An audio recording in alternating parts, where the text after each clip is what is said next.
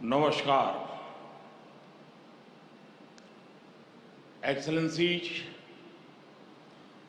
बांग्लादेश के राष्ट्रपति अब्दुल हमीद जी, प्रधानमंत्री शेख हसीना जी, कृषि मंत्री डॉक्टर मोहम्मद अब्दुल रजाक जी, मैडम शेख रेहाना जी, अन्य गणमान्य अतिथिगण,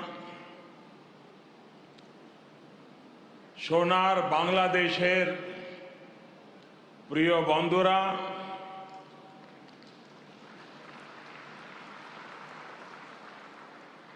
आप सभी का ये स्नेह मेरे जीवन के अनमोल पलों में से एक है। আজকের এই মুহূর্তটি আমার জীবনের मुझे खुशी है মুহূর্তগুলোর মধ্যে একটি হয়ে থাকবে। कि बांग्लादेश की विकास यात्रा के इस अहम আমি অত্যন্ত पड़ाव খুশি में হয়েছি যে বাংলাদেশ आपने তার এই অত্যন্ত मुझे भी গুরুত্বপূর্ণ शामिल किया। आज बांग्लादेश का राष्ट्रीय दिवस है तो स्वाधीनता की 50वीं वर्षगांठ भी है। इसी साल ही भारत बांग्लादेश मैत्री के 50 वर्ष पूरे हो रहे हैं। जातिर पिता बंगबंधु शेख मुजीबुर रहमान की जन्मशती का ये वर्ष दोनों देशों के संबंधों को और मजबूत कर रहा है। एक्सेलेंसीज, राष्ट्रपति अब्दुल हमीद जी, प्रधानमंत्री शेख हसीना जी और बांग्लादेश के नागरिकों का मैं आभार प्रकट करता हूं। आपने अपने इस गौरवशाली क्षणों में, इस उत्सव में भागीदार बनने के लिए भारत को सप्रेम निमंत्रण दिया। मैं सभी भारतीयों की तरफ से आप सभी को, बांग्लादेश के सभी नागरिकों को हार्दिक बधाई देता हूं। मैं बंगबंधु शेख मुजीबुर रहमान जी को आदरपूर्वक श्रद्धांजलि देता हूं, जिन्होंने बांग्लादेश और यहां के लोगों के उनके लिए अपना जीवन न्योछावर कर दिया। हम भारतवासियों के लिए गौरव की बात है कि हमें शेख मुजीबुर रहमान जी को गांधी शांति सम्मान देने का अवसर मिला। मैं यहां अभी इस कार्यक्रम में भव्य प्रस्तुति देने वाले सभी कलाकारों की भी सराहना करता हूं। बंधुगण, मैं आज याद कर रहा हूं बांग्लादेश के उन लाखों बेटे बेटियों को जिन्होंने अपने देश, अपनी भाषा, अपनी संस्कृति के लिए अनगिनत अत्याचार सहे, अपना खून दिया, अपनी जिंदगी दांव पर लगा दी। मैं आज याद कर रहा हूं मुक्ति युद्धों के शूरवीरों को। मैं आज याद कर रहा हूं शहीद धीरेंद्रनाथ दत्तो को, शिक्षाविद रफीकुद्दीन अहमद को, भाषा शहीद सलाम, रफीक, बरकत, जब्बार और शाफिऊर जी को। मैं आज भारतीय सेना के उन वीर जवानों को भी नमन करता हूं जो मुक्ति युद्धों में बांग्लादेश के भाई बहनों के साथ खड़े हुए थे, जिन्होंने मुक्ति युद्ध में अपना लहू दिया, अपना बलिदान दिया और आजाद बांग्लादेश के सपने को साकार करने में बहुत बड़ी भूमिका निभाई। Field marshal Sam Manekshaw, general Arora, general Jacob, lance naik Albert Ekka, group captain Chandan Singh, captain Mohan Narayan Rao Samant, ऐसे अनगिनत जितने ही वीर हैं जिनके नेतृत्व और साहस की कथाएं हमें प्रेरित करती हैं। बांग्लादेश सरकार द्वारा इन वीरों की स्मृति में आशुगंज में वॉर मेमोरियल समर्पित किया गया है। मैं इसके लिए आपका आभार व्यक्त करता हूं। मुझे खुशी है कि मुक्ति युद्धों में शामिल कई भारतीय सैनिक आज विशेष रूप से इस कार्यक्रम में मेरे साथ उपस्थित भी हैं। बांग्लादेश के मेरे भाई और बहनों, यहां की नौजवान पीढ़ी को मैं एक और बात याद कराना चाहूंगा और बड़े गर्व के साथ याद दिलाना चाहता हूं। बांग्लादेश की आजादी के लिए संघर्ष में, उस संघर्ष में शामिल होना मेरे जीवन के भी पहले आंदोलनों में से एक था। मेरी उम्र 20-22 साल रही होगी जब मैंने और मेरे कई साथियों ने बांग्लादेश के लोगों की आजादी के लिए सत्याग्रह किया था। बांग्लादेश की आजादी के समर्थन में तब मैंने गिरफ्तारी भी दी थी और जेल जाने का अवसर भी आया था। यानी बांग्लादेश की आजादी के लिए जितनी तड़प इधर थी उतनी ही तड़प उधर भी थी। यहां पाकिस्तान की सेना ने जो जघन्य अपराध और अत्याचार किए, वो तस्वीरें विचलित करती थी। कई दिन तक सोने नहीं देती थी। गोविंद हल्दर जी ने कहा था, एक সাগর রক্তের বিনিময়ে বাংলার স্বাধীনতা আনলে যারা, আমরা তোমাদের ভুলবো না, আমরা তোমাদের भूलबो ना। यानी जिन्होंने अपने रक्त के सागर से बांग्लादेश को आजादी दिलाई, हम उन्हें भूलेंगे नहीं, हम उन्हें भूलेंगे नहीं। बंधुगण, एक निरंकुश सरकार अपने ही नागरिकों का जनसंहार कर रही थी। उनकी भाषा, उनकी आवाज, उनकी पहचान को कुचल रही थी।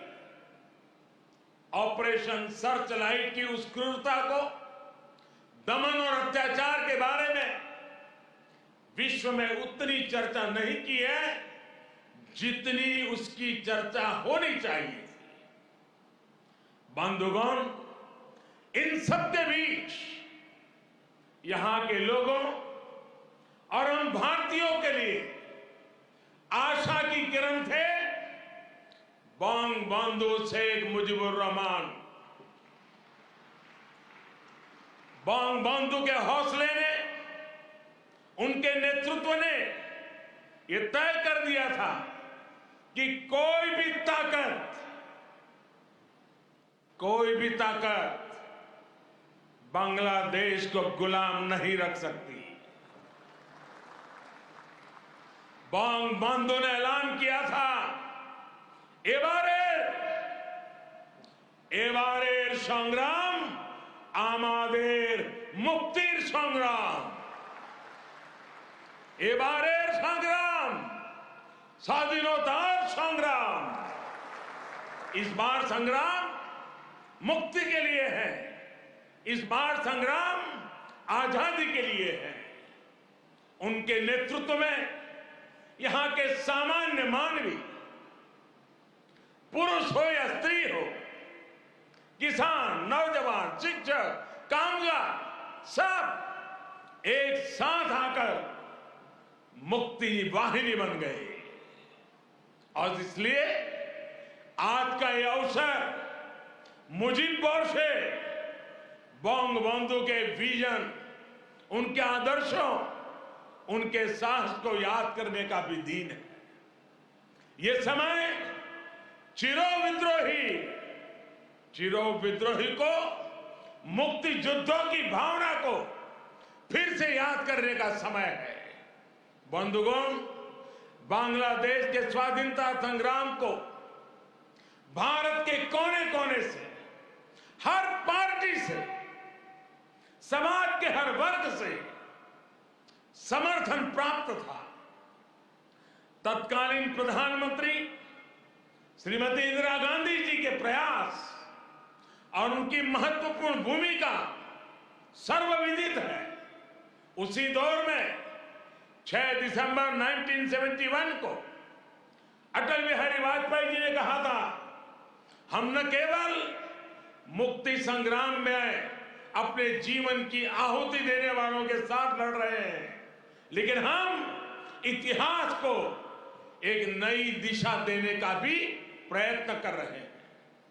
आज बांग्लादेश में अपनी आजादी के लिए लड़ने वालों और भारतीय जवानों का रक्त साथ साथ बह रहा है।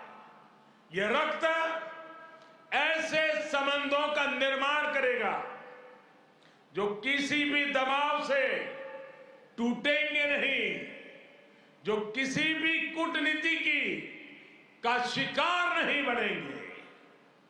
हमारे पूर्व राष्ट्रपति प्रणब मुखर्जी जी, प्रणब दा ने कहा था, बंगबंधु को उन्होंने एक टायरलेस स्टेट्समैन कहा था। उन्होंने कहा था कि शेख मुजीबुर रहमान का जीवन धैर्य, प्रतिबद्धता और आत्मसंयम का प्रतीक है। बंधुगण, ये एक सुखद संयोग है कि बांग्लादेश के आजादी के 50 वर्ष और भारत की आजादी के 75 वर्ष का पड़ाव एक साथ ही आया है। हम दोनों ही देशों के लिए 21वीं सदी में अगले 25 वर्षों की यात्रा बहुत ही महत्वपूर्ण है। हमारी विरासत भी साझी है, हमारा विकास भी साझा है, हमारे लक्ष्य भी साझे हैं, हमारी चुनौतियां भी साझी है। हमें याद रखना है कि व्यापार और उद्योग में जहां हमारे लिए एक जैसी संभावनाएं हैं, तो आतंकवाद जैसे समान खतरे भी हैं। जो सोच और शक्तियां इस प्रकार की अमानवीय घटनाओं को अंजाम देती हैं, वो अब भी सक्रिय है।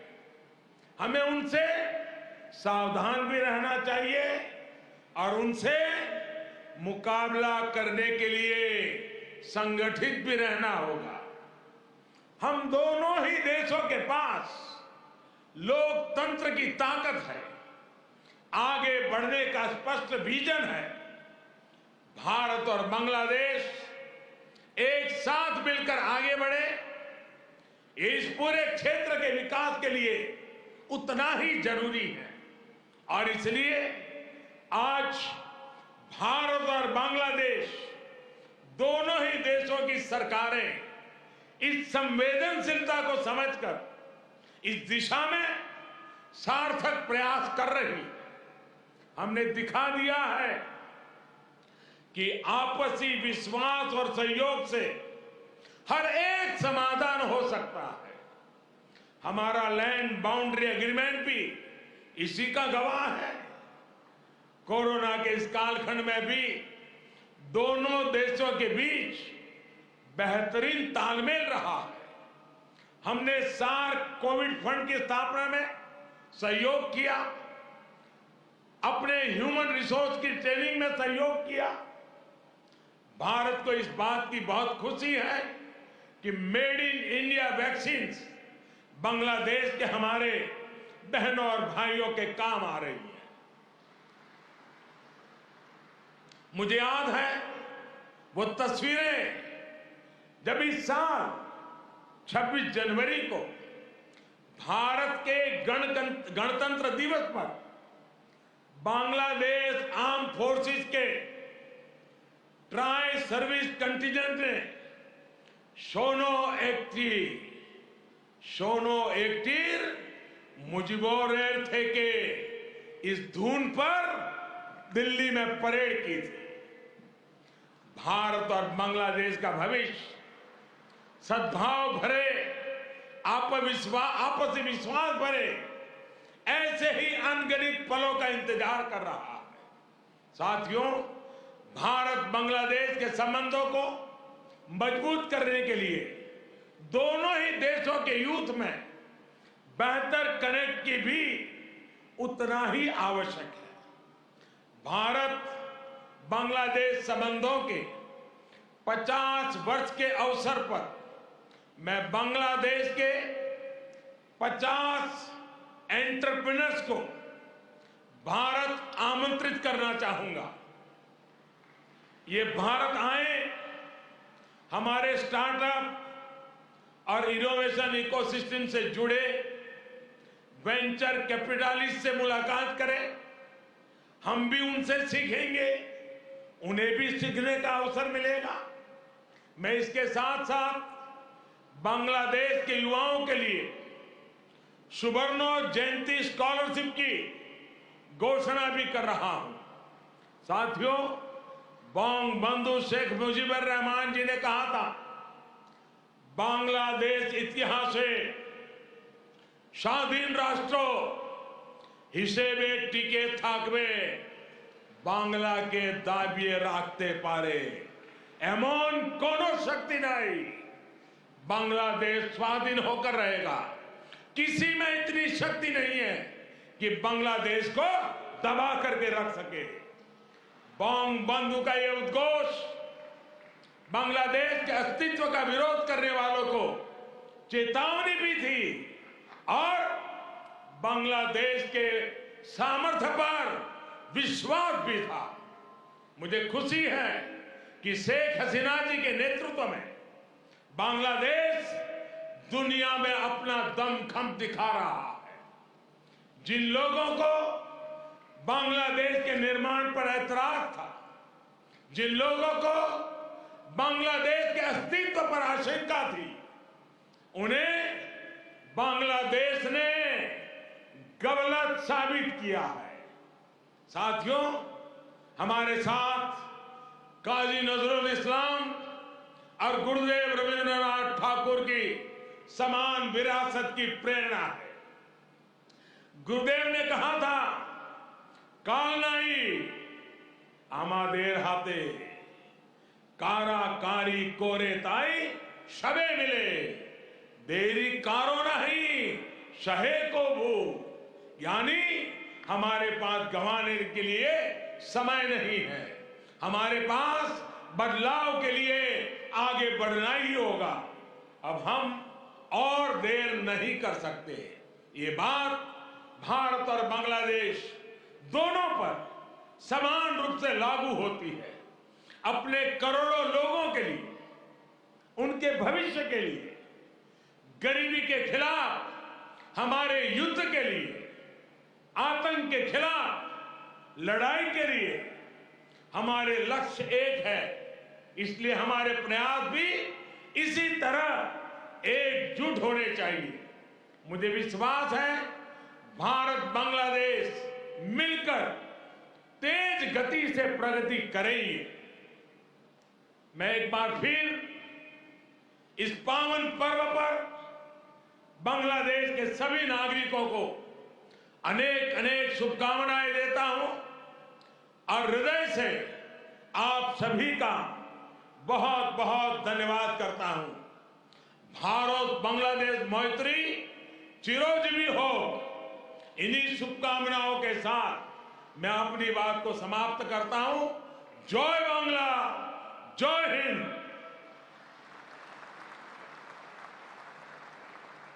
আন্তরিক ধন্যবাদ ভারতের মাননীয় প্রধানমন্ত্রীকে তাঁর মূল্যবান বক্তব্য